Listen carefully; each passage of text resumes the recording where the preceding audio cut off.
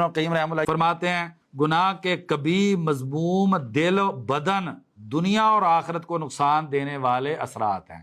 گناہ کے کبھی مذموم دل اور جسم دنیا اور آخرت کو نقصان دینے والے اثرات ہیں، اور وہ ان کو اللہ کے علاوہ کوئی نہیں جانتا۔ پہلا انہوں نے کہا حرمان العلمی، انسان علم سے محروم ہوتا ہے۔ دوسرا اللہ اور بندے کے درمیان وحشت ہو جاتی ہے، انسان اللہ سے دور صحراؤں اور جنگلوں میں بھٹکنے لگتا ہے۔ تیسرا ظلمت القلبی، دل کے اندر تاریکی پیدا ہوتی ہے۔ اور چوتھا دل اور بدن دونوں کمزور ہوتے ہیں، دل اور بدن دونوں کمزور ہوتے ہیں۔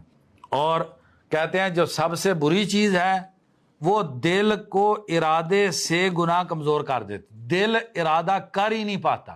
دیکھیں نا، اب ذکر کرنے میں کوئی مشکل ہے سبحان اللہ کہنے میں، لیکن گناہ ایسا انسان کو اپاہج کرتے ہیں کہ انسان سبحان اللہ نہیں کہہ پاتا، سبحان سے ہوتا ہے نا، کتنا وقت گزر جاتا ہے۔ اور کہتے ہیں گناہ کے ارادے کو گناہ مضبوط کرتے ہیں، اور توبہ کا ارادہ کمزور پڑ جاتا ہے، انسان غفلت کا شکار ہو جاتا ہے وغیرہ۔ آگے کافی لمبی فہرست جو ہے وہ ابن القیم رحمہ اللہ نے دی ہے۔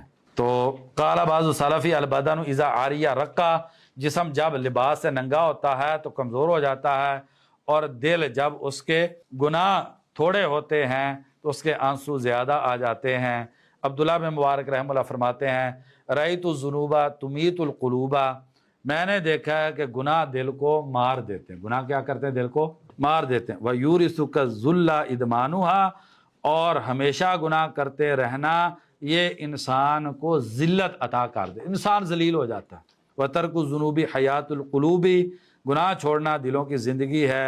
وَخَيْرٌ لِنَفْسِكَ عِصْيَانُهَا، اور تیرے نفس کے لیے بہتر یہ ہے کہ نفس کی نافرمانی کی جائے۔ کیا ہے؟ نفس کی نافرمانی کی جائے۔ ہمارے اسلاف کیا کہتے تھے؟ وہ کہتے ہیں نفس کی مثال بچے کی ہے، بچے کو دودھ زبردستی چھڑانا پڑتا ہے، اگر دودھ نہ چھڑایا جائے تو بچہ دودھ چھوڑنے کے لیے تیار ہے۔ یہی حالت نفس کی ہے، نفس پہ سختی کر کے اسے باندھ کے، جس کو کہا گیا نا کہ الدنیا سجن المؤمن و جنت الکافر، مسلم شریف کی حدیث ہے، یہ دنیا مومن کی جیل ہے، نفس کو جیل میں بند کرنا پڑتا ہے، تب جا کے جو ہے نا وہ خواہشات سے جو ہے وہ نفس چھوٹتا ہے۔